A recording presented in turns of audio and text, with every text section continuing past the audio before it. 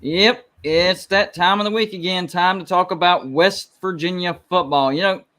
I have to get this out there real quick. Whenever I started my YouTube channel, I don't even think that there was one YouTube channel that had more than 1,000 subscribers. There were a few that were close. Now, 3 years later, I know at least 4 or 5 of them that have at least 1,000 subscribers, and many more that are up and coming. So I'm proud that West Virginia has gotten behind me and given me the push. And I'm proud to see all these other YouTube channels popping up for West Virginia. West Virginia has a better fan base than people realize. It's very passionate. It's very loyal, and football is the name of the game in the state of West Virginia. So it's about time that West Virginia started getting some recognition on YouTube because I saw Georgia, Miami, Tennessee, Oklahoma, Texas, USC, all these other fan bases and all these other teams. They had their own YouTube channels, which is fine. They should. But West Virginia was not being well represented. So I'm very excited to see West Virginia represented in the way that it has been, especially over the past couple of years. So tonight, I will be hosting Mark Rogers, very busy man. He's got something going on this evening. So I'll be hosting. But with me, we actually have a surprise. Coos, I was hoping you could join, but I wasn't 100% positive. So appreciate you coming on. But also a special guest, Bradley Brown from the Country Roads webcast. What's going on, guys? How's it going, everybody? Nice to finally be on one of these with some other people. Good to see you too, Coos. Thanks for having me on here, Golden Blue Dude, and Mark Rogers, of course. Absolutely. But yeah, not much. Excited to get on here and talk about some football. Exactly. Coos, how's your week been going? Been busy, buddy. Busy. I heard that. I'm not sure how long I'll be able to stay on here because I have to go pick my daughter up in a few minutes. But I'll hang on here as long as I can.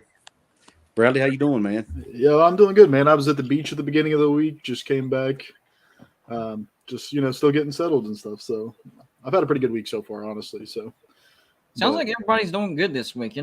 Guys, if you haven't already, please hit the like button. And that's not to signify that you love us, that you love the video, or a pat on the back. No, it's just to help the video hit the YouTube algorithm. When that happens, the video gets suggested more people click on it, and boom, that's how you grow your audience. If you have a question for me or Coos or Bradley, best way to do that is the super chat. That is that little $sign that you see on your bottom right-hand corner. Anything that you put in that super chat, I will put on the screen.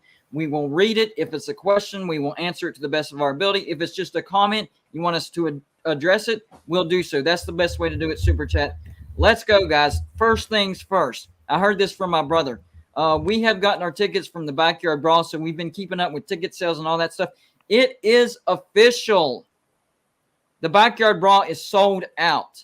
They are selling standing room only tickets right now for extravagant prices, more than the tickets than what I bought.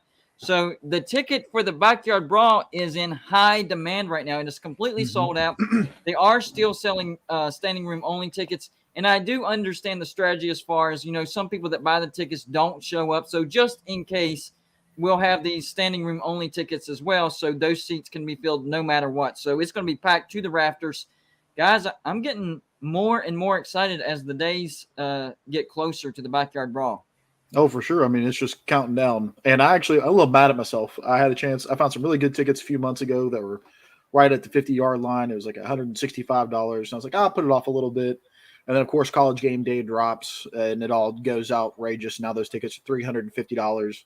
And I jumped on the Pitt's website the other day because I had heard rumors running around that was probably going to be the easiest way to snag them. And so 10 o'clock on the dot Tuesday morning, I jump on there, try to get tickets, and immediately they were all gone. Luckily, I was able to find a few. I got a group of about 6 people that are rolling up there. We're going to squad up, be loud up there. But, yeah, it was quick to go. I didn't expect it to be that quick. I thought there'd be more seats than what there were, considering it's against Pitt, and they don't have much of a fan base. But, hey, it's going to be a loud and crazy one, apparently. Yeah, definitely. I have a lot of my subscribers, both West Virginia and Pitt. Yeah, I actually have Pitt subscribers that we talk a lot. They're going to be up there, so maybe we can all hang out before the game and talk about it, and then go to our assigned spots and root for our teams, and then we'll talk trash afterwards. How's that sound? Oh, for sure. Kuz, are you going to be able to make it to the Backyard Brawl? No, man, I don't guess I am. I didn't get tickets. I was kind of up in the air about it. Yeah. But because I live down here in the southern part of the state, which I think Bradley does too. Yeah, I actually just moved to North Carolina, so I've even moved farther. Oh, south. wow. So you're First even time, further. First time out of the state now, yeah. Yeah, which I know I'm not as far as you are, Golden Blue Dude, but of course you're going up with family though, right?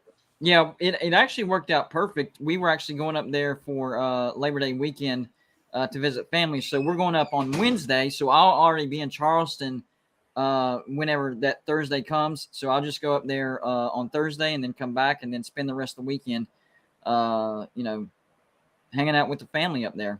And I actually have a subscriber that lives 1 mile from where I'll be staying. So I'm going to pop over, surprise him. Well, I think he already knows, but we'll call it a surprise. But, he's pretty excited about it. So it's going to be a fun weekend. It's going to be a fun weekend. Yeah, I kind of regret not going, honestly, but I don't know. Well, you'll have another chance next year when they come to Morgantown. Yeah. See, I'm going to the game the following weekend against Kansas. So going up there 2 weekends in a row is a little tricky. That would be a little rough. Yeah. Yeah, you're not those ones I couldn't miss. People don't realize the state of West Virginia. I mean, it's not a big state, but from north to south, that's a long stretch. So, just because you live in West Virginia doesn't mean that you're near Morgantown. Morgantown is up there in the north. If you live down there in the south, that could be upwards, 4 or 5 hour drive, depending on the roads and stuff. So it's not as easy as what people think because it's stretched out. So I'm hearing a lot of praise. I don't know if y'all been seeing this all over the internet. I've been hearing a lot of praise about Charles Woods, our cornerback. And we've talked about him before. We all know that he's legit. He took over when we had an injury over there on the Nick Troy Fortune was injured. Of course, he transferred over to UTSA, but Charles Woods stepped in. He was even better. And now he's starting to get a lot of praise, turning a lot of heads. I think our secondary is actually going to be better than what people realize. We got Wilson Lamp on the other side. I think he's going to be really good. We do have questions in the safety as far as experience. So I wanted to gauge your guys' concern for the safety on a scale of 1 to 10. How concerned are you guys for our safety positions? Go ahead, Bradley. Yeah, I'll jump on it. Safeties. I mean, look at that backfield. We lost a lot back there. And if you've been keeping up with the Mountaineer Nation, then you know that's something that we've all been looking at. So when some of these fall interviews started coming out with the coaches, the ones I wanted to look at, I'll get into the other ones later, but one of them specifically was Shadon Brown. I wanted to hear what he said about our backfield. And I especially wanted to know about Mumu Bin Wahad and Jacoby Spells, because I know a lot of people considered, Jacoby Spells was our number one recruit coming out of high school. And he has a lot of potential. And so I was curious about if those guys would be getting some play. And Shadon Brown said that, they're probably still in the developmental stage. So it definitely seems like we're going to be relying on those transfers guys that comes in. Yeah. And he seems to be really high on them. And so, before this interview, I'd probably say I was around like an 8 or a 9 just in the worry, because we're in the Big 12. We like to air it out. That's a position that if you're weak, you're going to get exposed. But it seems like he feels pretty confident about the fact that we got some dogs back there, some guys that want to play, some guys that are excited, some guys that got some energy and some speed and some quickness. So, I'm probably sitting down at like a 7 now. I'm not as worried, but it's still definitely going to be the spot that I'm going to be watching for most of our games. What about you, Goose? Yeah, I'm pretty much kind of echo what Bradley says, but I'll add on to it a little bit. He said Shadon Brown also added the fact that, and this is something I had not thought about, and I actually just dropped a video and touched on this in the video, but the 3 transfers we got coming in between Wesley McCormick, Rashad Ajayi, and the guy from South Dakota State, or North Dakota State, I'm sorry. His name was escaped me off the moment. It's Cox. Yep. They have over 1,000 snaps between them at the college level. And yes, it's at the group of 5 level and one's even at the FCS level, but Charles Woods also came from an FCS school. Illinois State. And and according to Shadon Brown, Charles Woods, in his opinion, is the best corner in the Big 12 Conference. I mean, he's got a good argument for it too. The guy missed a few games early on and still made his name towards the end of the season. So. That's high praise right there. And something he talked about too. Sorry, go ahead. But something he talked about that really made me feel good about it as a West Virginia guy. Right, these FCS guys are the mold of the guys they want because they come in hungry. They come in wanting to prove themselves. They have a chip on their shoulder, and they basically are a replica or a great match for the state of West Virginia that they're representing, because That's the kind of people we are. We're blue collar. We always have a chip on our shoulder. We're always trying to prove to people who we are. And he says those are the kind of players in his mind that they want at West Virginia. And I thought, it makes sense. Yeah, I would agree too. Definitely. Thank you, Lamonsky, for the $5 donation. Says source radio show full ride. 42% of portal players entering the portal do not land on another team. That a lot of people don't realize that. They end up back on the team, and then maybe there's some tension because you can't take it back. You did, even if you go back to your team, you did enter the transfer portal. So I didn't know it was that high. That's kind of surprising. I was thinking maybe 20, 25%, something like that. But 42%, that's pretty high. Thank you, S. Michael DeHart, for the $10 donation. It says, let's go Mountaineers. That's what I'm talking about right there. Mm-hmm. Hello, Golden Blue Dude. My name is Coos and all. Or my man, excuse me. Rewind, redo. Let's go Mountaineers. Hello, Golden Blue Dude.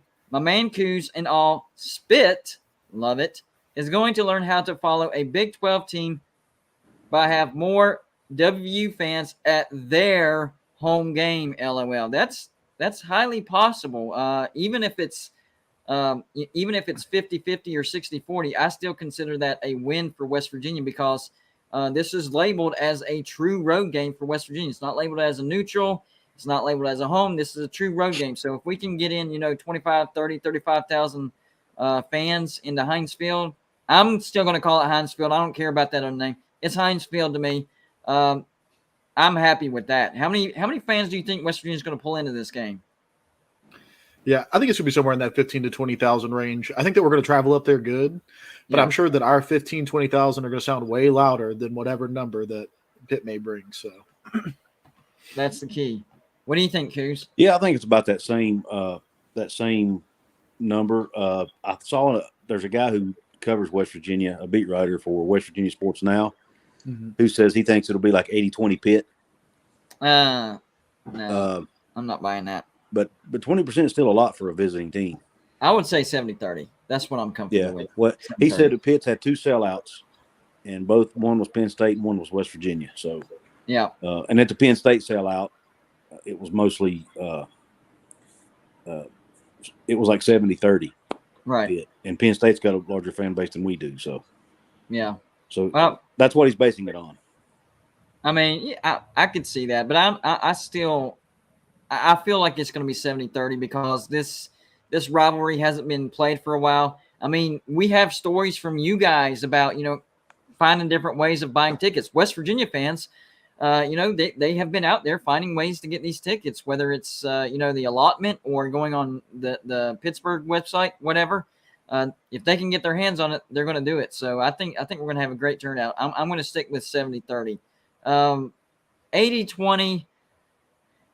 I'm definitely against that. At worst, I would say 75-20. Excuse me. Yeah, 75-25. Yeah, right.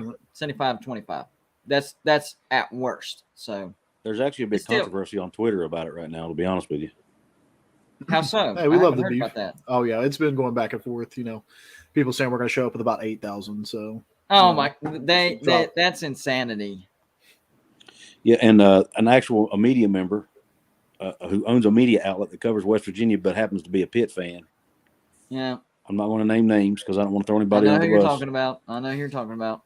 Has now got in the fray and is talking trash to West Virginia fans, even though he owns a media company that covers West Virginia. Yeah, he's been brainwashed. Bless his heart. And it is, he's a Pitt grad and he's a Pitt fan himself. Yeah. But the media company he owns covers West Virginia, which is not that unusual. Right. But I'm not a professional journalist, but I would think, isn't that unprofessional? Very. Now he's using his own personal account, not his, but I don't know. But anyway. But still, you know who you're representing. Yeah, I digress. I don't want to. No, that's what we're here to talk about, man. Throw shade all you want. The people that write for him, I like. You didn't mention any names, right? You're good. No, I'm talking about on Twitter. I was going to call him out on Twitter, but I don't want to hurt the people that I like that work for him. Right. So. Well, I mean, let's be fair. Did he throw the first punch whenever it came to trash talk? I don't think he threw the first punch, but he didn't. Really? Okay. He just got involved in the conversation. He just injected himself into the conversation. So he just kind of pumped it up more. Yeah. I like it. I can dig that. I mean, it's been over a decade since Pitt and West Virginia played. I mean, yeah, it's going to be a big deal. And people that have, whenever you're in this big gap of such a significant rivalry, I mean, this rivalry should be played every year. I mean, it's ridiculous that they haven't been able to figure out a way to keep it going. But we've been in this lull that we've never experienced this before. If you're not a West Virginia fan or if you're not a Pitt fan, you can't understand what we're talking about. You get to play your rivalry every year. We didn't for over a decade. So there was this gap of radio silence as far as playing each other. And people are going to be more buddy and, elbow in the ribs, stuff like that. But now that the game's getting closer and closer, that's when things start getting more serious and people remember the mentality you have whenever West Virginia plays Pitt. It's coming back. People are starting to feel it. It's starting to get ramped up. So I'm all for it. As long as it don't get like too, I don't know, ridiculous, personal, whatever, to where, you can get banned off of Twitter or whatever. right. I'm all for trash talk for whenever it comes, especially rivalries. My gosh. Oh, I agree. Well, one thing that I thought that was interesting, and I think that Q's, you were in on this. I think I saw your comment on Twitter. I keep up with you pretty good on Twitter. It's MySpace. I love Twitter. I love keeping up with the trash on there. I trash talk a lot myself. It's a lot of fun. But I saw somebody talking about when it comes to rivalries in college football, typically when we're playing somebody in the Big 12, I want to see them win just about every game they can, especially out of conference. I want to see them win every game they can. So that way when we play them and if we beat them, then it's, they're an even better team that we've beaten. And it comes down to it is would I rather see Pitt win and be successful if it makes us look better for beating them, or do I always want to see Pitt lose? And that's something like I had to sit there and ponder about for a second. And I think because does it make us look better if we beat a better Pitt team than a worse Pitt team? Yeah, but do I ever want to see Pitt win? No. So right. Here's my mindset on this. So, beat Pitt, that's number one. After that, take care of business so you don't have to worry about how good Pitt looks, because I don't want Pitt to win one stinking game this year. If we blow them out by 30 and that demoralizes them and they go over, I'm okay with that. So for West Virginia, get the win over Pitt. And then after that, keep taking care of business. And you don't have to worry about, how does that win against Pitt look? You know what I'm saying? It's all about controlling your own destiny. It's all about getting up for every game, because one of the biggest letdowns from last year was the Texas Tech game. And I saw Uncle Lou in the chat. I was actually at his place whenever it happened, because he invited a bunch of people over for the Arkansas-Georgia watch party. Multiple TVs, West Virginia, Texas Tech was on. And I thought it was going to be not necessarily a gimme win, but I was, 98% sure that West Virginia was going to win that game, because we had just come off of going on the road and almost beating Oklahoma. I was like, man, West Virginia was better than I realized. And then Texas Tech happened. That Texas Tech game changed our season, in my opinion. So we come off a close loss to Oklahoma, come back home flat. If I could have wished for a bye week, that's where I would have put it, right after Oklahoma. I think we would have been able to collect our thoughts better. I think we would have showed up for that game. But instead, in Morgantown, first half, nothing. No energy, no anything. Goose egg, first half. They go up, 17-0, right? We come back, tie it up, but of course, we allow them to kick the game-winning field goal and beat us 23-20. And the one thing, and I'm going to mention this in passing as well, I didn't like how he handled that last drive, because Texas Tech was driving in such a way that they were getting in position that they were not going to miss that field goal. They were just not. So I wish Brown would have kind of, I hate saying this, I know this sounds bad, but if they're going to score, leave yourself some time. Give yourself up. If you lose by a touchdown or if you lose by a field goal, you still lose. And they're not missing a 20-yard field goal. It's not going to happen. But, of course, they ended up kicking the game-winning field goal, time ticking off the clock. We didn't have any time to do anything. So that game was a disaster, and that's what really changed our season. Because I think going into that game, West Virginia had a lot of confidence because they just hung with the best. But their mentality was still beating themselves up, bad snap, all that stuff. But a lot of mistakes happened in that game. But we had a chance and we just didn't show up for the Texas Tech game. And I think that changed the rest of our season. I really do. I think if we would have won that Texas Tech game, we would be talking about West Virginia in a different light. I think we're looking at 8-4 if we win that game. Oh, for sure. Now, that probably leads you to one of those mentality changers where you're going to win more of those 50-50 games that we lost. Right. And so, that's one of the things you're going to have to look at going into this new season. I kind of think that I see where Neil Brown's going with some of his offensive scheming and stuff like that, where he's really trying to make some like different things work that you don't really see. It's kind of outside of the normal book that you see coaches call and play and stuff like that. And I can see where it could work sometimes. I just don't think he's had the right team yet to kind of make the most of it. It's kind of like one of those things where you're looking at, you're looking at the stats, and it's like, his stats team or whatever that he uses is like, hey, like this is a low percentage thing right here, but it's going to make a big difference. Like, why not shoot for that shot? And it's a coin flip, and it just didn't work. And so then he takes the brunt of that. And so that's something we're looking at this year is with a team that he's claimed up to this point has the best mentality, has the right kind of culture, has worked this offseason the way they're supposed to be working this offseason, that when he starts making those calls this year, that's when you could kind of see like leaps and gains where those things are going to really be way more positive in the end than the negative that we saw last year, hopefully. I would agree with that. 100%, man. Spot on, man. Spot on. Quick reminder, for those of you just joining our show, if you haven't, please hit the like button. It helps the video hit the YouTube algorithm, gets it suggested more people click on it, and boom, that's how you grow your video. And I can tell people have been hitting the like button because I see our audience growing. So round of applause to those that have hit the like button. And if you haven't, please do so. It helps the video tremendously. Our faces are way too pretty to not be getting enough views. Yeah, exactly. There you go. Well said, buddy. Great supporter of Golden Bluted, FSU 45 with a $20 donation. Man, we appreciate you. Hey, Golden Blue Dude, Coos, and Bradley, go Mountaineers. Hey, just giving a shout out and donating to the show. That's what I'm talking about. This is the guy that I'm talking about that lives 1 mile from where I'm going to be staying in West Virginia. So me and FSU, I'm not going to say his real name, me and FSU 45 will get to hang out for a little bit. I'm not sure if it's going to be on Friday or Saturday, depending on what we're going on over the weekend. But I'm coming, FSU 45. We will hang out this weekend. I got you, buddy. So this is surprising. We have the voice of Motown saying, I'd like to join the show. I'm actually at a loss for words because that's never happened. Never happened because usually you have your guests lined up and you know what you're going to talk about. But, man, you love to hate him. He's got some hot takes. He's good at getting clicks. Let's not lie. That's what this business is about. He's good at getting clicks. What's your opinion? What say you? If you're asking me, it's your show. You're the man hosting it. I'll ride with whatever you ride with. But I've never talked to the man Brad Smith himself. I've got my own feelings and my own opinions, and so it is what it is.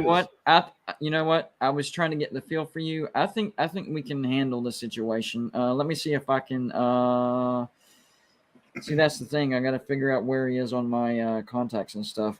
But as far as the Pitt game goes, I think it's one of those must wins because I found him. I got you, buddy. I'm about to send it. If you look at our schedule, we actually have one of the toughest out of conference schedules there are.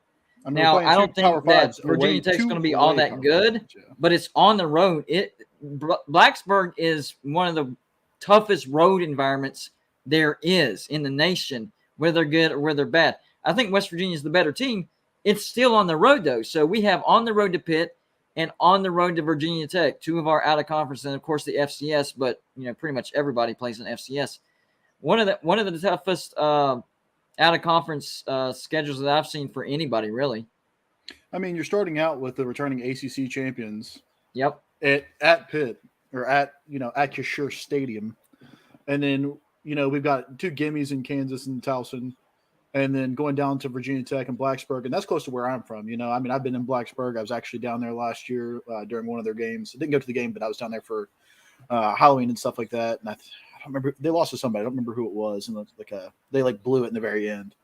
We're talking about Virginia Tech, right? Yeah, Virginia Tech. Are you talking about when they lost to Old Dominion? Maybe I'll have to. Let me see. I think that was on the road, though. If you're talking about a home, then that's it was a home. I'm pretty sure it was a home game. I'm not. Yeah, And they it bring wasn't people North there. Carolina because they beat them last year, upset.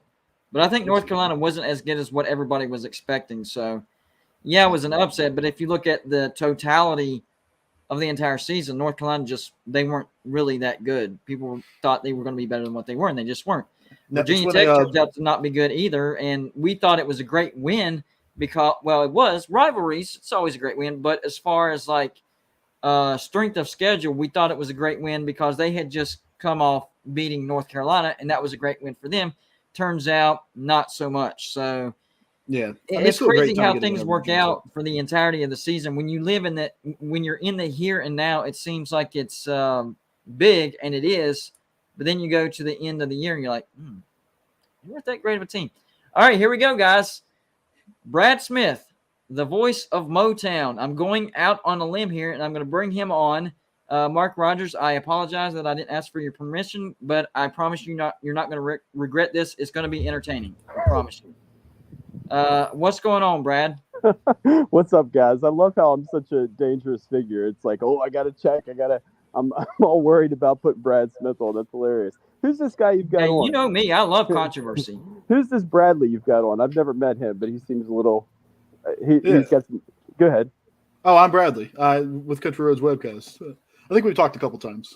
Oh, okay, cool. I don't remember you. Yeah. Hey, I was just wondering about when you guys were saying you weren't going to mention the name of this outlet. It's West Virginia Sports Now, by the way. This is Mike Vukacon. The guy is a Pitt grad. He owns West Virginia Sports Now, and most of the people on that staff, like his head football writer, has never attended a West Virginia game at Morgantown. How do you have the main football writer for their staff never having attended a game at Mountaineer Field? That's crazy. That's a good point. By the way, Q's is still safe. He didn't say nothing. This was Brad, so I'm liking this, and I agree with that. I didn't know that either, so I'm glad you brought that up. The guy knows nothing about West Virginia sports, and somehow it's okay that he's on here writing about West Virginia sports. I don't get it. Then people are questioning my outlet. Like, I've been a Mountaineer fan for 43 years. I've been to hundreds of Mountaineer West Virginia games. And but you can't question. We're not even going to mention West Virginia Sports Now's name on the air. It's strange. Yeah, I think it's just more one of those things where I think we generally try not to call people out too much by names, but I think that's just how it is, though. Oh, you guys called me out. You have called me out many times. I call them out a lot. Yeah, I mean, I've definitely called you out on our show, but this is one of those things where I'm a guest on another man's show, so I wouldn't do it. So I can understand why Kuz wouldn't either. So Bradley, you said you, and again, I don't believe I've ever listened to your show. You said you called me out many times. What did you call me out for? I think that you just have a tendency to go after the cheap clicks, and I think that that's a view that a lot of people have. And that's what a lot of people say, Bradley. Do you have an example? I mean, I always like to go back to the Jalen Bridges thing, and that still didn't even work out. But I was just never a fan of, roasting a high school kid, especially when I'm pretty invested in keeping up the recruits myself. Bradley, was I absolutely right about Jalen Bridges? Was he overrated coming out of high school? I mean, the guy's still going to Baylor, a national championship contending team, is going to have a chance to play there this year. Was he overrated out of high school? I mean, maybe. Yeah, absolutely. And that's the one. You know how many years ago I wrote that article? Oh, it's been a while. I mean, do you know how many articles I've written since then? Thousands. Sure. And so it also just seems that you're the first person to kind of jump the bandwagon. I mean, I roasted Neil. I got pretty upset with Neil Brown and the coaching staff last year. Yeah. But it always just seems that one little mistake, you're the first person to jump on it and be like, "Oh, the ship's burning down," and it's just no. Hey, man, that's fine. If that's your MO, then go for it. You're a typical West Virginia fan that doesn't actually read my stuff. You just read the headlines, and that's the problem with West Virginia fans. They just jump on stuff. They see a headline, and they say, "Oh, he's just going after the cheap clicks." I'm not going after the cheap clicks. I go after clicks just like every other media outlet does. It's just I do it better than them. So again, that pisses me off that people say that too about me. It's not. I mean, it's ridiculous. I mean, hey man, that's fine. I get it. You got a brand that you've got to support and defend on your own. It's just when it comes down to it, I feel like a lot of people don't like it, and that's okay, man, too, because it gets you clicks that way. Not say I don't read your articles. I've made it a point to not read them anymore. I could honestly really care less, but hey, that's how it is. This is the one thing that I get out of Brad. Hold on 1 second, Brad. This is the one thing that I get out of Brad. Number one, super successful at what he does. All right. Mm-hmm. Number two, you're not always going to agree with him, and that's okay. I'm not of the mindset to where it's just, he's just throwing garbage, where I hear a lot of people say that. But I do get the feeling sometimes that he's just trying to get some attention. However, anybody that works on a YouTube channel, any type of social media, is going to do that from time to time. You have down times to where you have to fill in certain type of, stuff that you put out there. And if nothing's going on, then sometimes you got to, stretch it out a little bit, make it sound a little bit more enticing than what it is. It's part of the game. And I used to have the same mindset as everybody else does as far as, the whole the clickbait type of thing. But then it happened to me, okay, especially with conference realignment. So whenever I approached conference realignment, the way I approach it isn't, this is what's going to happen. This is what's not going to happen. The way I approach it isn't about being right or wrong. It's about exploring the possibilities. So I kind of understand Brad a little bit more whenever it comes to that aspect. Having said that, do I still disagree with Brad sometimes? Absolutely. But nobody's going to, agree all the time. You're going to disagree with somebody. But I do understand things a little bit more than what I did probably 6 months ago. I think in hindsight, Golden Blue Dude, I think you would see that most of the stuff that you said you disagreed with me last year actually turned out that you agree with me now. The things I was saying during the football season is that Jarrett Doege wasn't a Big 12 quarterback. He's not a Big 12 quarterback. I said it over and over and over again. He is not. And a Big I agree 12 with that now. Right. Yeah. And every single media outlet was saying, oh, it's the offensive line. It's not Jarrett Doege. He leads the Big 12 in passing yards. He is not a Big 12 quarterback, no matter how you look at it. And the other thing I was saying over and over and over again was that Neil Brown needed an offensive coordinator. That was like the most controversial things I said last year. I agreed with you on that one. And both of those things are 100% true, and they turned out to be completely true. Now, here's the thing. People and this is what bothers me about people like Bradley, is that they hear things about the voice of Motown and Brad Smith without reading my articles, and then they just like, oh, he's clickbait. No, I'm not. I was saying things that nobody else was saying last year, and I was saying them because I care so much about the team. Now, all these other pussy media outlets out there, West Virginia Sports News or Sports Now, whatever they're called, they're one of them. They had no guts to say anything like that. They keep saying the same thing that every other media outlet is saying, and for some reason, just because I have the guts to say it, I'm garbage and I'm clickbait and all this other stuff. It's just simply not true. All right, so I'll come back in on this. And I think that when it comes down to it, a lot of people, sure. I think that a lot of people could realize that, Jarrett Doege was not a Big 12 quarterback last year. A lot of people did want to defend him. I mean, he had a lot of hype going into the season. They said he changed up his body. A lot of coach speak. People bought into it. Myself bought into it. Yep. Once I got into it, it's something I definitely realized and something I talked about even past as that Jarrett Doege just wasn't it. And I don't think it was just him. I think it was also an offensive line that wasn't working very well together. I think there's a lot of dynamics to it that just weren't working out for him, working out for our team. And I think that that's where it comes down to it, where you just feel like you want to write about contention and think that's going to get people to argue.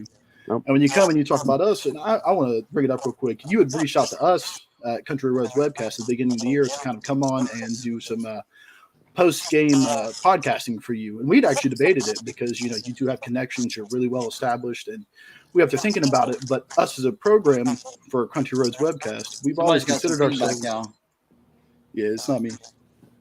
Brad, you might be having some feedback on your side. No, I don't think it's me.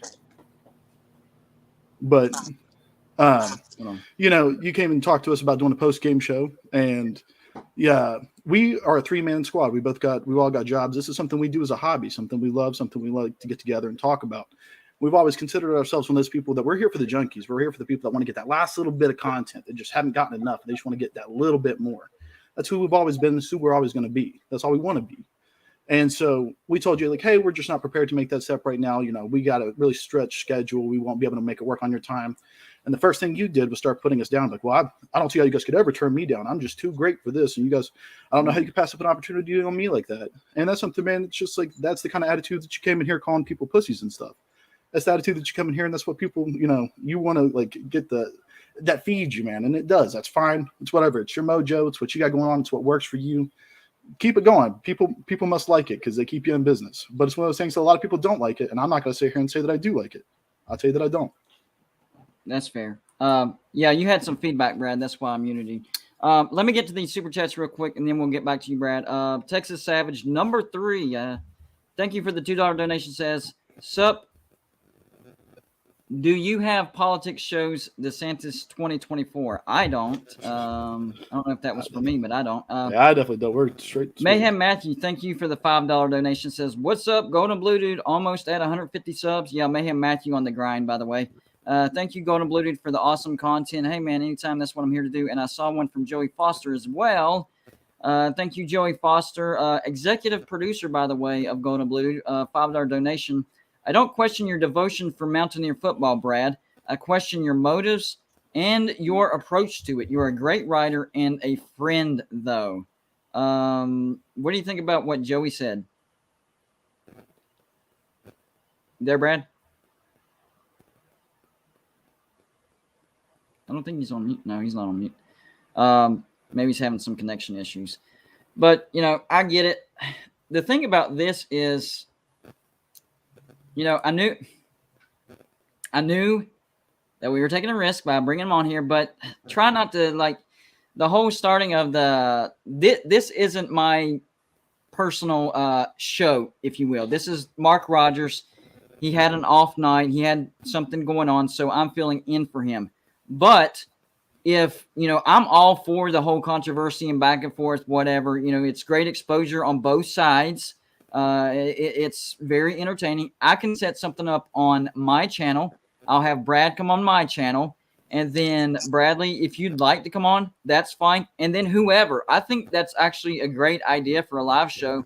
Brad, we can work around your schedule, whatever you want to do. I don't know why I haven't thought of this before. This is actually a great idea. So what say you, Brad, about that idea? Well, that wasn't – I guess he did drop. Brad, I'm adding you, and I'm dropping Brad. How about that? You there? It's a lot of Brads in here. Yeah. Well, I don't think he has a good connection. Anyways, the offer stands, Brad, if you can hear me. We will do a live show. I'll have you on. You know my email, my personal contacts. Hit me up. I have no problem. Me and Brad, we actually get along quite well, but we bounce things off of each other. Controversy is good for entertainment and the people like it. So I'm going to set it up. Bradley, I'll reach out to you if you want to come on. That's sure. Fine. If not, I totally understand. Either way is good for me. And I would apologize for Mark for getting a little heated. It's just yeah. One of those things. And I don't think you have anything to apologize, and I don't think Brad has anything to apologize either. I just don't want to overstep my bounds, if you know what I mean. Gotcha. But we'll take this arena to my channel, and we'll do whatever we're gonna do. It's not gonna be anything personal or anything like that. But you know how it is. But I think this Pitt game for West Virginia is super important to West Virginia, not just because it's a rival, not just because it's the first game of the year. Number one, what is JT Daniels going to look like? Because he hasn't, taken a snap in a regular season game in quite some time. It'll be almost a year by the time the Backyard Brawl gets here. How rusty is he going to be? How well is he going to be? Is he going to be seeing the field? I do like that him and Graham Harrell have a lot of familiarity. That's the one thing that attracted JT Daniels was we went out and got Graham Harrell. So on those points, I got to go back to Brad. He called it. We needed an offensive coordinator. Jarrett Daggy, not the quarterback that West Virginia needed. He did nail those two things. And I think this year that can be corrected. What are your expectations going into this game whenever it comes to the not only JT Daniels, but the JT Daniels and Graham Harrell connection? I mean, I'm expecting big things, and I think I do have high expectations for JT Daniels. And I'm going to keep that same mentality. I'm expecting him to do great things. So if he comes out flat, then I'm going to hold that against him. And I think that's because the guy people want to, blow him off. As soon as he comes to the WVU, people want to be like, oh, JT Daniels isn't that great. The guy was the man of a national championship team for the beginning of the season and only lost that because he got hurt. And people want to blow that off a lot. And I'm like, I don't know how you can just discount him that quickly. But, yeah, exactly. It's going to be, and I hate to say, it's not much on JT Daniels, but it's going to be on our offensive line to keep him healthy. Like we got Talkus Pitt down here talking about. Pitt's got a great defensive line. And if you're going to go in there acting like they don't, then you're going to be blindsided. And that's not what you want to happen. So it's really going to come down to JT Daniels. I think he's got it in him. I think it's up to us to make sure that the pieces around him are ready for that. Yeah, exactly. And it's 100% true. That defensive line that Pitt has might be the best that we face all year long. So that's going to be a test right out of the gates for our offensive line. The good news for us is Pitt lost a lot on offense, and they were pretty good on defense last year, but they were better on offense. A lot of Pitt fans come at me with, we're a defensive team. That's what got us the ACC championship. No. The offense, that was your best unit on the field. However, your defense wasn't a weakness. It was good. It's going to be as good, maybe a little bit better. Problem Pitt's going to have this year is scoring points on offense. I even heard it from Pitt fans themselves when they attended the spring game and saw Keaton Slovis. Very behind on that offense. So it's going to be interesting to see if he catches up, if he's going to look like the Keaton Slovis that everybody's been talking about. If you look at him last year, he actually didn't have all that great of a year. Not a terrible year, but not a great year. So we're going to get to see the battle of the former USC quarterbacks, JT Daniels and Keaton Slovis. That's if Keaton Slovis. Slovis Pitt, they also lost Jordan then. Addison.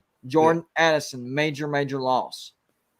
Yeah, I think people expected Keaton Slovis to come in there and start, though, and the fact that he's having to battle for that position might be a little bit more telling, because Patty didn't look too bad in their spring game. I watched Pitt's spring game, and that backup quarterback Patty, he looked pretty good. That guy's got an arm on him too, and I don't know if that's saying more about him or if it's saying less about Keaton Slovis, but it's definitely going to be an interesting one to see for sure. Yeah, this is kind of like where we might be, if we would have gotten a quarterback to come in that, JT Daniels has a connection with our offensive coordinator, that we might be just like a step ahead because we're not having to go through that same, mumbo jumbo of changing up things the way that they're having to do with Keaton Slovis right now. And I think that that's going to be a big deal. Yeah, absolutely. I would agree with that too. The biggest thing for Pitt's offense is it's not just how big of a playmaker Jordan Addison was, but the defense had to literally game plan around him. So even if you did double cover him, then that means the other wide receivers, have more leniency. They're going to have more space to make plays. They're not going to have that. So Jordan Addison is going to make a big difference as far as not being on the field playing for Pitt. And a lot of Pitt fans have tried to downplay that, which blows my mind because he was literally awarded the award for the best wide receiver in the nation. You can't just replace that overnight. I'm not saying that Pitt's not going to have good wide receivers. They might. I don't know. But Jordan Addison good in game one? It's just not going to happen. That's on the same token. That's like me saying losing Hakeem Mesidor. No big deal. Yes, we have some depth on defensive line, but that's going to hurt West Virginia. That's the truth. I'm not going to lie. I think we'll be fine on defensive line because it is one of our stronger units on defense. But Hakeem Mesidor was right up there with Dante Stills as far as one of our best defensive linemen. So that's going to hurt a little bit. For Pitt, it's even more because Jordan Addison is, I know one's on offense, one's on defense, but according to stats and his play on the field, Jordan Addison actually a better football player on the field as far as production than Hakeem Mesidor. So they have to replace more than what we're going to have to replace. And I think that one of those things, like losing Hakeem Mesidor wasn't just losing a great player that was, an elite talent. When I lost Hakeem Mesidor, I was upset because I was losing a guy that I thought was dedicated to our program. I was losing a guy that I'd heard Neil Brown talk about every week on and off about he was given 110%, and he wanted every single player on the field to look like Hakeem Mesidor. Yes. Sorry, I hit my mic. Sorry if I give me some feedback. And so, it was demoralizing to lose a man like that. And, to really, it felt personal. And so I know that's something that Pitt fans have to be feeling is when you got a guy that you've built up and he goes out there and he gets the top accolade in the country. He's one of the best wide receivers in the country, and they up and leaves your team. It's got to leave a wound somewhere. And, that's something I can at least relate to with Pitt fans. is something about like losing a player that you didn't just like because they were a great player, but because they felt like they were part of, when you're fans like us, it feels like it's part of your family, man. Yeah. And so, that's going to be even worse when you got some guy that's already been nationally acclaimed and, he up and left for the big money. It's where he went to, and that's why he left. And so. Yeah, absolutely. And you could tell the hurt for Neil Brown whenever he made the press conference announcing that Hakeem Mesdor had transferred, because a lot of people didn't realize this, how much time and effort was put by Neil Brown into recruiting Hakeem Mesdor.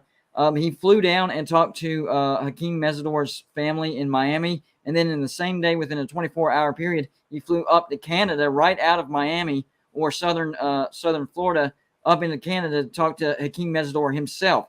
A lot of people didn't know that either. Hakeem Mesdor is Canadian, and that actually made it difficult for him to take advantage of the NIL situation, because he wasn't American eligibility for that. So you could tell it hurt us as fans, but it really hurt the coach. When you watch that press conference, it looked like the dude was about to cry a couple times. That's how close they were.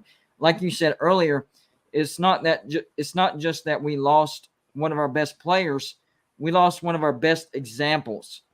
So whenever, the best way I can explain it is, so whenever you're doing a practice, there's this one guy that's the leader that shows, he's kind of the coach under the coach on the defense. He shows everybody, hey, try this or try that, or you're doing this wrong or you're doing that wrong. And the coach is like, watch him, see what, do what he's doing. That's the right way. Hakeem Mesdor was that guy for West Virginia on the defense. He was a guy that Neil Brown pointed to when maybe he couldn't, explain everything exactly the way he wanted to. Just, look at Hakeem. He's the example. He's the leader on this defense. So we lost a great player, a great person. I don't think anything less of Hakeem Mesdor for doing what he's doing. I thought he was a great person.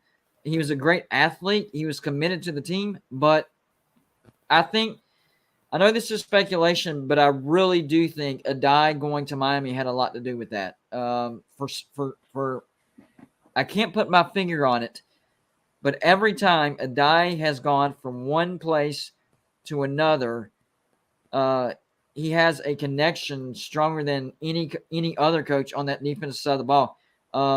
You see, whenever you see Adai go from one team to the next, they immediately get better. So I expect Miami to have a great defense. I wish Hakeem Mesdor and Daryl Porter Jr. nothing but the best, but man, it still hurts. Yeah, it's tough. And I mean, I think that's just a testament. I feel hurt with Jamal Adai really, kind of depleting our backfield. But it's one of those things you look at him. Yeah. He was a great coach, and we knew that when he was here.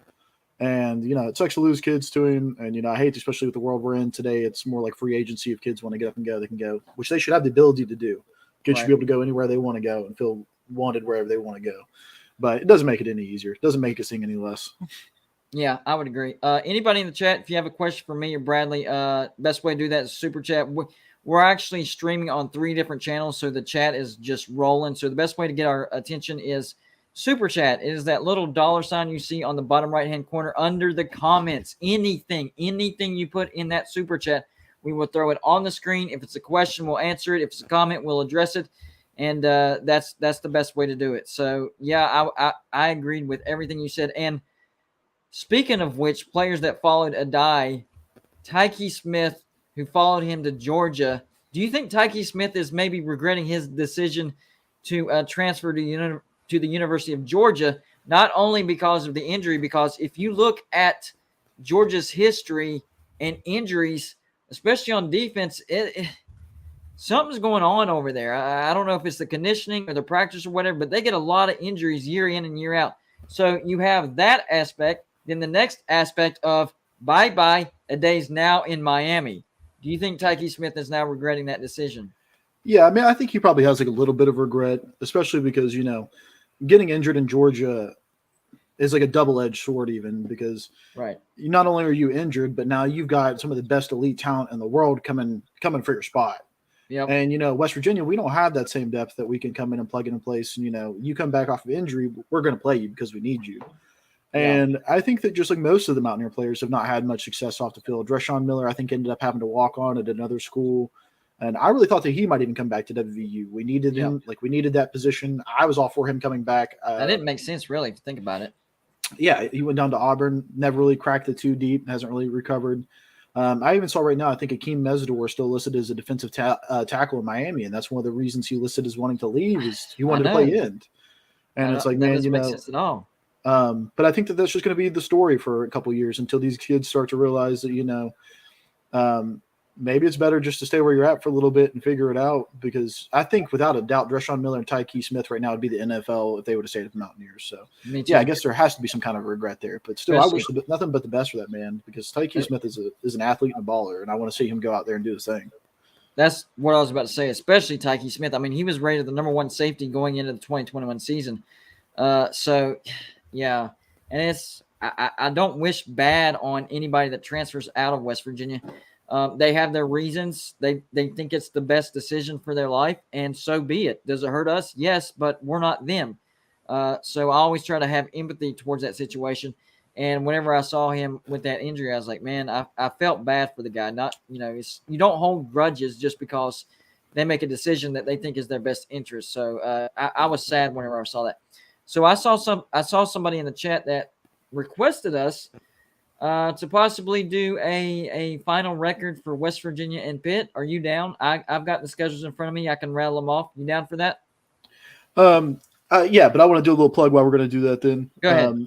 The Country Roads webcast, we have our biggest show coming up of the year. We like to do our preseason roundtable. We're going to have, I think, 5 of us on. You got me, Bradley, and I got my 2 other co-hosts, Steven and Jordan. If you guys haven't ever watched Jordan, Jordan's a workhorse. That man knows his West Virginia football. He definitely keeps up with most of our videos. He's the guy that's really putting it out there. He's at work tonight, which is why I'm filling in for him. I was happy to do so. But that man's a true Mountaineer, and he knows more about Mountaineer football than I think most people do. So definitely give him a check out. But we should be dropping that on the 15th. We're all going to get together, and I think Kuz is also going to be in there on that with the rest of us Country Roads webcast guys. And we're going to be covering it. I don't mind to go ahead and leak mine a little bit. I was a little bit blinded last year. I predicted WVU to go 10-2. Oh. I'm not going to predict. Yeah. It was not a great time. I was definitely riding high on the coach talk, and was definitely shot down to earth real quick. But I went 8-4, and I'm still convinced if we would beat Texas Tech, 8-4 would have happened. I think that changed our season right there. That was a momentum killer, big time. Yeah. Surprisingly enough, I actually got most of our wins and losses right. Like the losses that I picked are definitely the games we lost, and some of the upset wins are some of the ones that I had picked. But in the end, it was still just not a great showing on my part. That's one thing that a lot of people, whenever they see West Virginia 6-6 from last year, they don't look at how many 50-50 games those losses were. 4 of those 6 losses were 50-50 football games.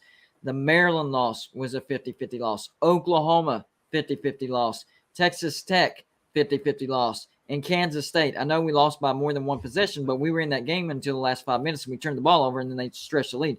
That was a 50-50 football game. So that's another thing that I think this year we're going to be able to overcome, because we were missing the offense aspect as far as being able to win those 50-50 football games. Our defense was keeping us in games that we had no business being in, absolutely none. Now, we still ended up losing those games, but the defense still, gave us a chance. I mean, even the Virginia Tech game where we didn't win. I was going to say the Virginia Tech game was a 50-50 game that we won. Yeah. I'll say that's about the only one that we got off to an amazing lead, and then our offense just died. Yeah, and, our defense did the best they could, but they kept getting put out there and put out there and put out there. So they did give up some points, but in the end, they came up with that 4th and goal stand. I was in the upper deck visitor side near the student section watching it. So I was actually kind of close to the action. Talk about being nervous. Here's the thought that went through my head. I was like, how many of these moments have I seen?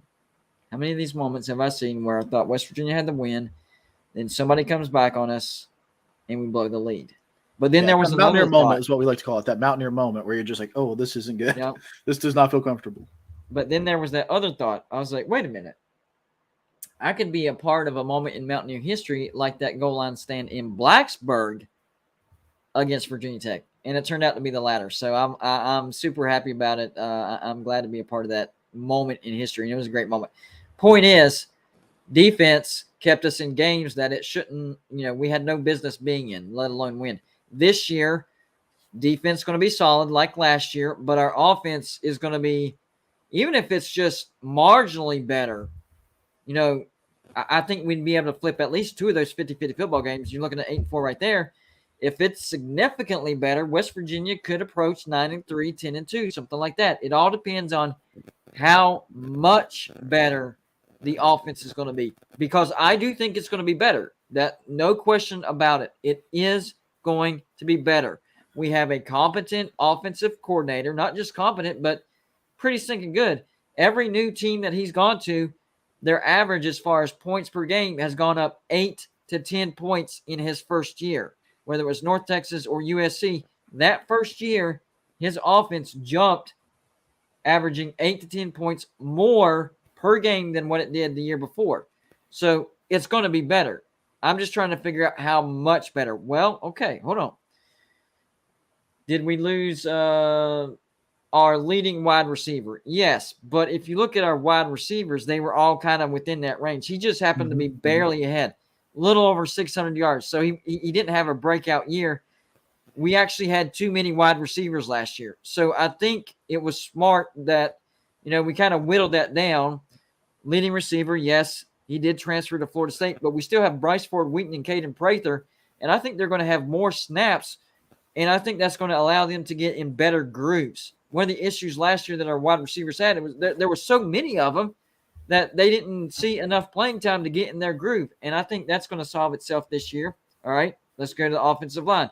All 5 offensive linemen coming back. All right. Well, at the beginning of last year, they didn't look so good, but after the bye week, you saw them get better and better and better. If that carries into the offseason, then they should be even a little bit better than the end of last year. Experience, gelling together, they're familiar with each other. Doug Nestor, that cast has come off, and people are saying that he is mauling people on the offensive line. So, check mark there. What about quarterback? The only place it can go is up. That's all I can say. Yeah. I mean, whether it's Will Crowder or JT Daniels, the only direction it's going to go is up. Jarrett Doege fooled us all. He did, because he had a few good games in 2020, and maybe it was because of how bad Austin Kendall was. What's your take on Jarrett Doege and how he fooled us? Yeah, I'll be honest. I think, again, I don't think Jarrett Doege was that great, but again, I don't think that it's all on his fault. He had held on to the ball way too long, didn't have vision. But it's hard, man, when you're getting sacked like that. And even though some of it's on him stepping up in the pocket and stuff, we also didn't have a run game. The year before that, our wide receivers were dropping balls. It's hard to have a lot of confidence when you're going into that. And if there's one thing, if you ever watched our show, I talk about quarterbacks need to have the it factor. And that was always my big deal with Jarrett Doege. Is like, the man, he never had it. Never. Not one game did I see him go out there and have the it factor where I knew he was going to throw the ball up and down the field, or he was going to direct traffic and everything like that. So when it comes down to it, I think that that's what his biggest deal was. He just had no confidence. He had no it factor. I think that he was a God practice squad player because he didn't have to worry about it then. And I think that that's why. I think he just didn't have the confidence, man. And there's a lot of reasons that go into that. Yeah, 100% agree with that. So earlier, whenever I want to asked bring up you somebody about, real quick, though, that we didn't bring up. And my man Jordan will definitely appreciate this. Sam James is number 10 in WVU player history in receptions. And I think he's also number 3 in single game receptions. Nice. Sam James is in the top 10 in a lot of Mountaineer records, and he had a stellar freshman sophomore season. The man is due. If we got a quarterback that can get him the ball, we might just see him pop off again. Because we talk about BFW and Caden Prather, who they said is finally clicked on him. He's now got that mentality where Caden Prather knows he could be one of the elite talents in the Big 12, if not the country. And he started approaching his body and his diet and his mentality that way. He's going to be great. But a man like that's also going to open up, like I said, for Sam James. So I think he might have a sneaky good year this year that a lot of people just aren't prepared for. Yeah, you know what? I would agree with that. I'm glad you brought his name up, because I think last year he just started dropping the ball early because Jarrett Doege was not good at ball placement. And for whatever reason, Sam James lost confidence in himself. So I can see what you're saying. If you have a competent quarterback, he has the skills. He's got the numbers. He just had a bad year last year. maybe a change of quarterback is just what the doctor ordered for Sam James. And, he comes out of nowhere and has a breakout year this year too. I give you credit on that one because even myself, I haven't been talking about Sam James enough because, most fans are short-sighted. We're looking at last year. We forget about what happened the year before that and the year before that. And you're correct. Phenomenal freshman, phenomenal sophomore, and then he had a down year that last year. That's what we as fans remember. So if he can have that year that he had in his freshman year or his sophomore year, then Big 12 defenses better watch out because we're going to have a three-headed monster in Prather, Bryce Ford Wheaton, and Sam James. And it's going to be awesome. And it'll be nice to see, 3 targets and a great quarterback to scare a defense. Last year, our defense kept us in games and our offense didn't scare anybody. Yeah. Nobody was intimidated. Nobody – let's play soft zone all year. We'll pressure, once every couple series, and we'll be fine. That was the game plan about against West Virginia, and that's all you needed because we didn't have the playmakers as far as quarterback, and the offensive line was a little rusty, especially there at the beginning of the year. So this year, if we can just have an offense that, keeps the defense on their toes and can take the lid off that secondary, we could never do that last year because Jared Deggy just could not. I don't know if it was his vision or if it's a combination of his vision and his arm or something, but the deep ball just eluded him. I mean, he could throw it downfield, but placement downfield, awful, man. Most of them are going out of bounds. Half his deep balls never landed inside the white line. That's one of, like, you watch him throw a deep ball, you're like, what was that intentional? Was he throwing it away? He didn't need to if he was. Like, how did that get that much away from him? Like, yeah. It was surprisingly bad. Bring down your morale. That's what just like tears you down. I think that goes to, I remember some of your games you were talking about last year and some of your videos, you were talking about how, the 2020 season set our expectations really high. Yep. And so, we went in there really expecting our team to be crazy different. And when they weren't living up to those expectations, I think that's when we really started to see our guys struggle more. Yeah, exactly. So, this year we don't have those expectations. We all expect to go up to Pitt and smack Pitt around, but that's just because we're Mountaineer fans. It's what we're going to expect anyway. Right. If we expected anything different, we'd be Pitt fans. So, to sit here and say WVU doesn't have a chance, I don't know about that one, though. And to add on to your comment, so West Virginia is a very passionate fan base, and I don't think they realize just how passionate because in 2020 they had a good year, right? Yeah. Well, they started out struggling in 2021, and they saw the ugliness of our fan base. Mm-hmm. And they were not expecting it. They didn't handle it well. They couldn't respond. I would say our own fans probably got inside the heads of a lot of our players from last year because they went from having a great season and everybody praising them. Oh, man, we were not expecting to have a 6-4 year in the second year of Neil Brown. So, now we're expecting even more. And then the fans turn on you. That can really mess with your head. Yeah, definitely. And I think that some of that comes down to coach talk. I mean, like I said, I was a major buy-in of the coach talk last year. It got to me. Neil Brown was talking about Jarrett Diggy putting his body weight in the right percentage, and I just thought the team was on track. But it wasn't true. And I think that that's another one of those things that got our expectations up and made me predict a 10-2 season. But yeah. So definitely something to keep my mind in check this year. I saw this comment said Pitt fans predict on their rivals board that no more than 20,000 fans will show up. That's actually pretty good. No more than 20 fans. We have a lot of trash talking Pitt fans saying no more than 8,000, which that's laughable. But 20,000, I mean, that's actually pretty good for a road trip. I think we could get 25, 30,000. I would say at least 20,000. I would say for sure 20,000 will be there. And then if more show up, it wouldn't surprise me. So I don't disagree with that at all. But yeah, because people are going to be there just to tailgate. It's not going to be just fans in the stadium. There's going to be a lot of West Virginia fans that are just there because it's only a 45-minute drive. I mean, it's nothing to get up there and, I think if you went around and counted them all, counting the tailgating, I think it could easily approach 30,000. Yeah. Easily. Yeah, I'm curious to see how many people we send down to Blacksburg because that's another game. People don't realize that, that's 45 minutes from my home. And to a lot of people in the lower part of the state, that's a big game for us too. Virginia Tech, that's the team I grew up hating. I grew up really hating Virginia Tech, not so much Pitt until I got older and into the scene a little bit more. But that's another one I'm curious to see how many fans we send down to good old Blacksburg down there for Enter Sandman. What? I'm curious. Why did it turn out that way to where you hated Pitt, hated Virginia Tech first, and then Pitt later? How did that come about?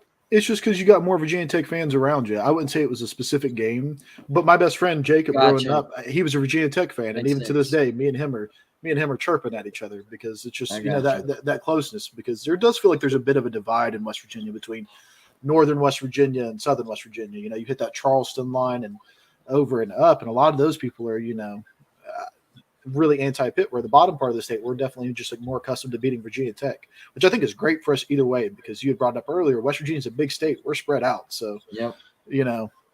There's a lot of different feelings around the parts of the state. So, but yeah, that's why I just like the proximity, man. A lot of people say if West Virginia was flattened out from their mountains, it'd be about as big as Texas. It'd be big. It'd be a big one because people don't So- realize the northern part of the state is close, like 3 hours away from Canada. Yeah, And then where I'm from is just 2.5 hours away from 3 hours away from South Carolina. So, exactly. people don't realize it stretches out there, man. Whenever I go up to West Virginia, I come up through 77 up there through Withville. Mm-hmm. It takes You me go through our about three hometown, and a half that's something, hours yeah. from there to where I live. So yeah, 100%. So I wanted to look at this real quick. You talked about Virginia Tech. So I'm actually more confident as far as the atmosphere goes that we'll be able to handle the Pitt atmosphere, because I think there's going to be a lot more West Virginia fans than people realize. And plus, Pitt's not known for having an intimidating home atmosphere. So I'm looking at the Virginia Tech schedule to see if maybe they can get softened up a little bit. I think there's a possibility because, number one, I don't think Virginia Tech's going to be any good this year. I think they could be even worse than last year. So the 3 games that they have before West Virginia, the game immediately before West Virginia is Wofford. That's FCS, no problem. They're going to win that. But the 2 games before that could be interesting. The first game is on the road to Old Dominion, which if I'm not mistaken, the last time that Virginia Tech went to Old Dominion, they actually lost in 2018, unless they've had another trip there and I don't know about it. But I watched that big upset. So Old Dominion has upset Virginia Tech at home again, and Virginia Tech's bad enough to where that could happen again. And I'll But be then cheering for them especially hard because they've got a former Mountaineer on their team, and Ollie Jennings, who was my favorite guy coming out of high school. I was a big Ollie Jennings fan, and that guy has tore it up at ODU. I think he's their top wide receiver.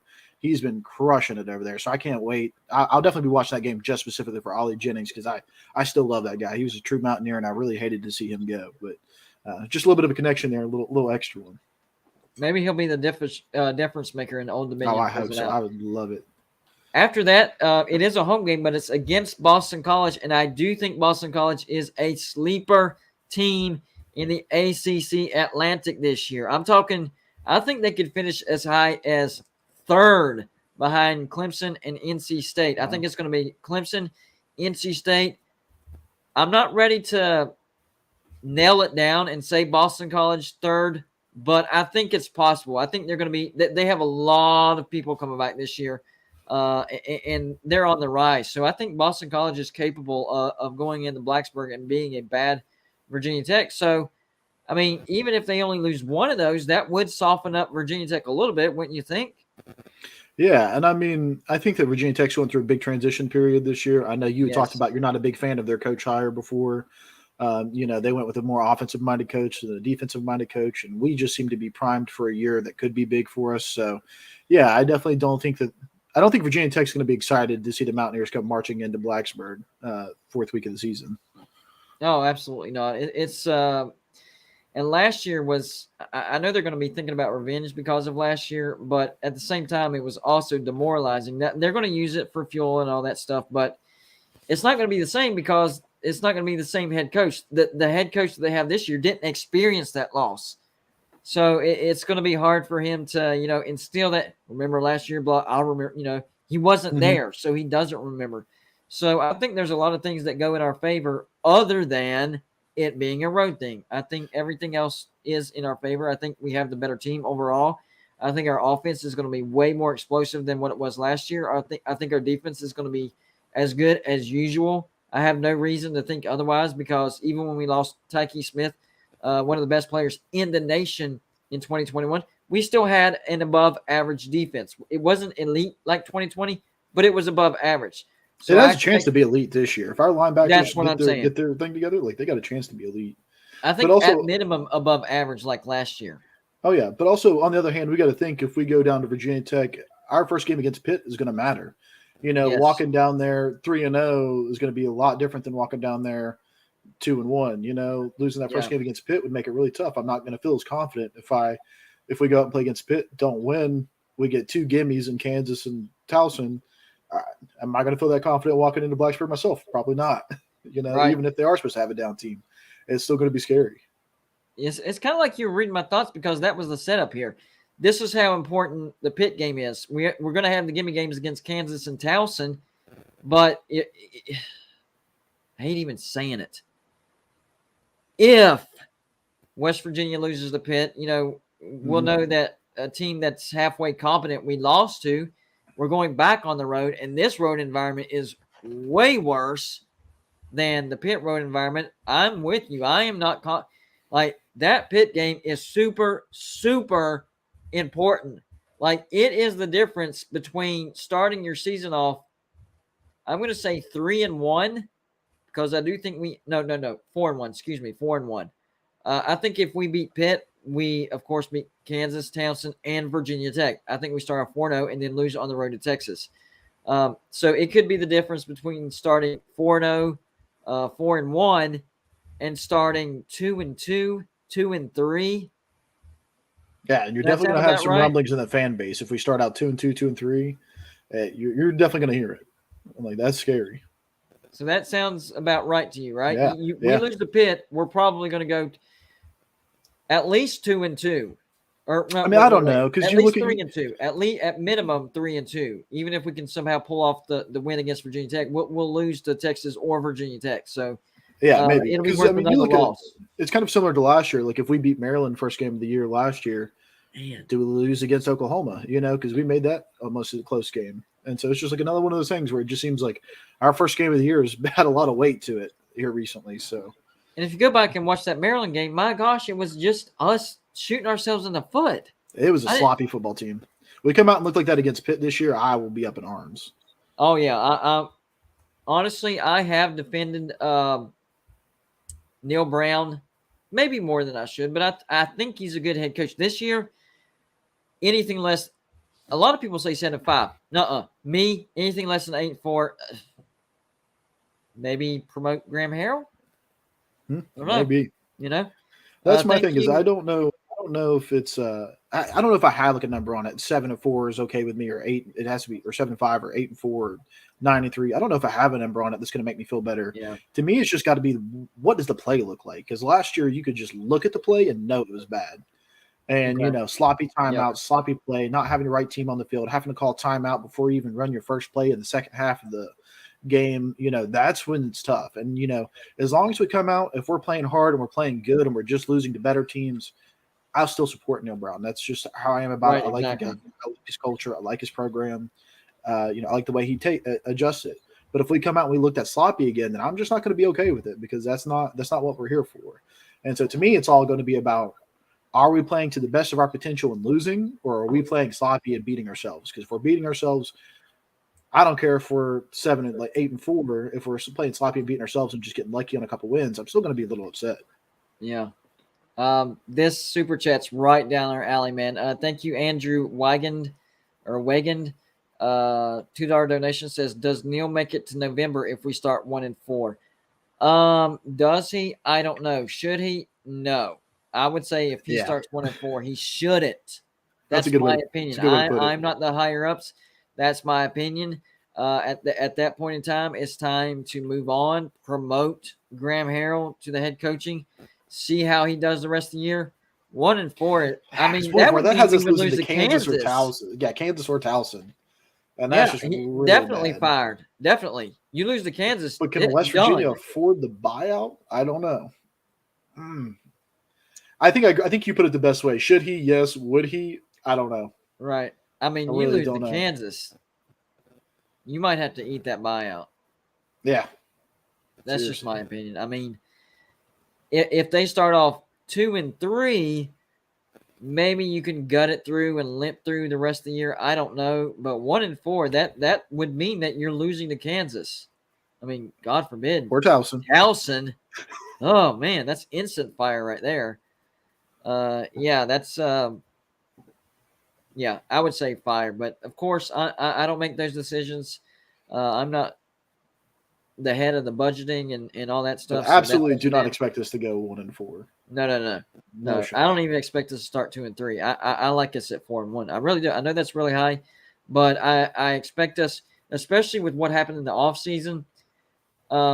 If you would have asked me in December what my confidence level of us beating Pitt was, it'd be like a miracle.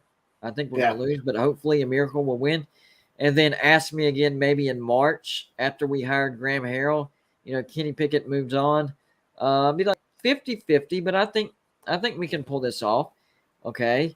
Then ask me around the time that JT Daniels jumps on or a couple weeks after. Okay, I think West Virginia can pull off a close win, even past 50-50, maybe a good touchdown win.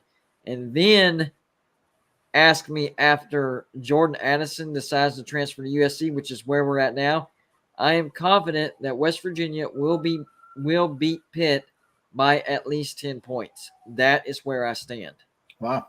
Because, I mean, even look at all these Pitt fans in here. Like, I appreciate you guys being here. We like the views. But, I mean, realistically, do you think that – I know Pitt's coming off of a much better year last year than WVU came off of this year. But looking at it realistically, do you think that these two teams are that much different, that you guys can feel that confident about it? I mean, they're very similar. I mean, both got great defensive lines. Both are bringing in a quarterback that have very similar histories. We have the up hand of where our quarterback doesn't have to go through learning the system.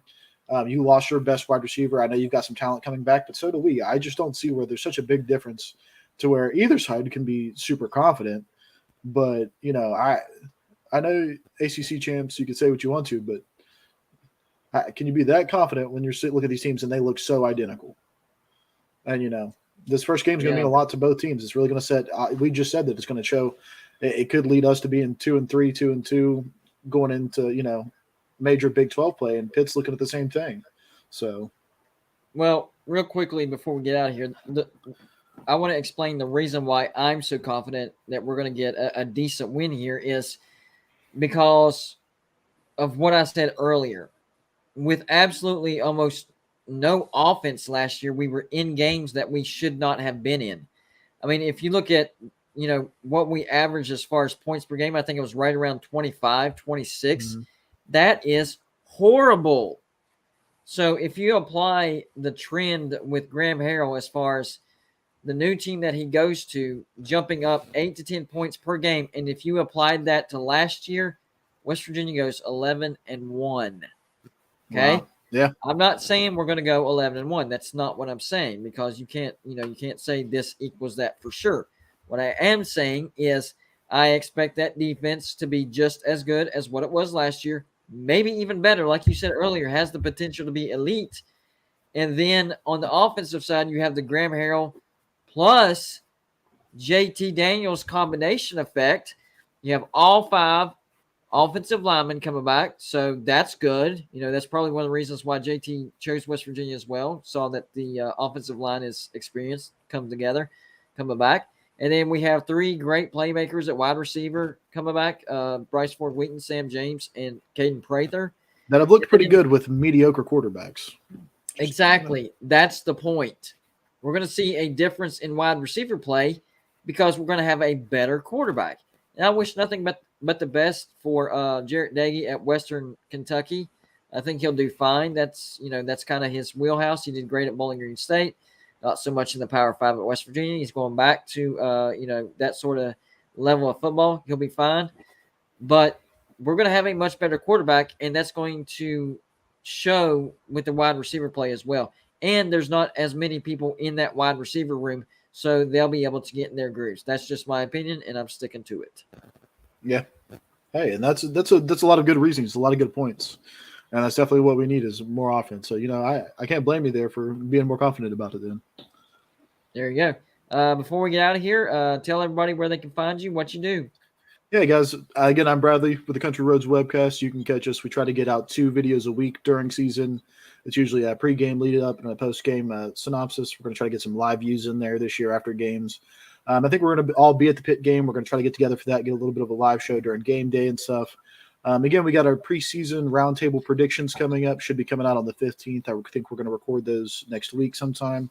That's our big one of the year. It's a lot of fun. We get together, have a lot of fun with it, and making predictions and stuff like that. You can check us out on all the podcast things as usual, Audible, Spotify, Apple Play, things like that.